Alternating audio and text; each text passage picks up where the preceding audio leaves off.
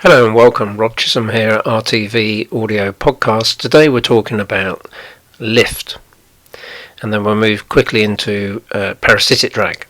So what is lift? Well, lift in regards to exam paper is 2/3 on top of low pressure, 1/3 of high pressure underneath.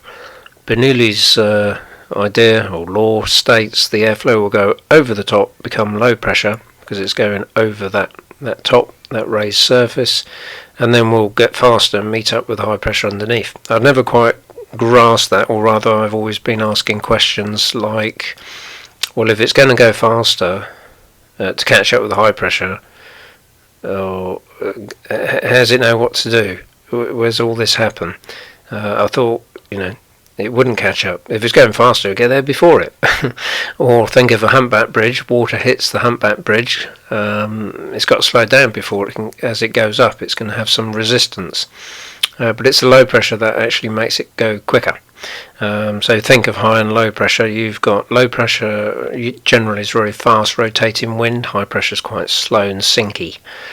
But it's an interesting thought, because if you take an aeroplane that produces lift and you fly it and then turn it upside down, why is it not just go straight down? Because how's that happening? Because you've got lift on the wing keeping you up as you move forwards.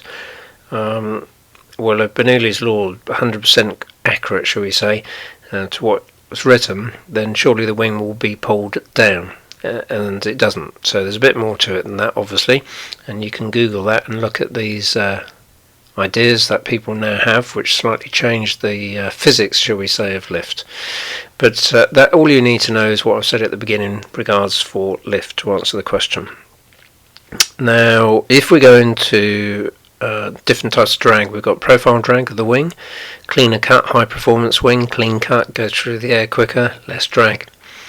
Same for the lines, thinner lines or lesser lines. I think I read somewhere or heard somebody say 250 feet of lines are in a glider. High performance, 170, let's say. But either way, less lines, less drag when you're at speed. Same goes with pod harness. If you fly standard harness or a pod harness, not very aerodynamic until you go faster.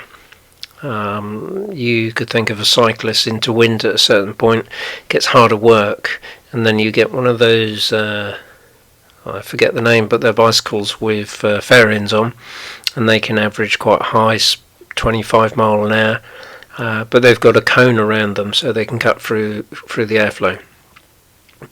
So the pilot becomes like form drag is what you can break it down to. So the pilot, if they can wear clothes that allow the airflow to go over their body easier, keep their elbows in, reduce your form drag. Parasitic drags are the sum total of all the drags said to act on the wing, the lines, the pilot. It doesn't help in producing lift because the lift is on the wing, which we've just been through. So when you fly with big flared trousers flapping in the wind, that slows you down. But it really only happens regards to when you're going faster. The faster you go, the more drag you will produce. And something next time we can talk about is polar curves, because that'll lead on from here. Many thanks.